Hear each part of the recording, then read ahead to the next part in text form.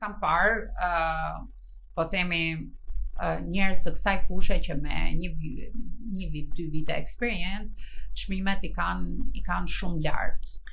Po, atëherë, unë mundohem që të mbaj çmime normale në treg. Parasisht viteve të mia të punës, mundohem që t'i lej hapësirë çdo lloj klienti me mundësi dhe pa mundësi që të shkruajnë shërbime.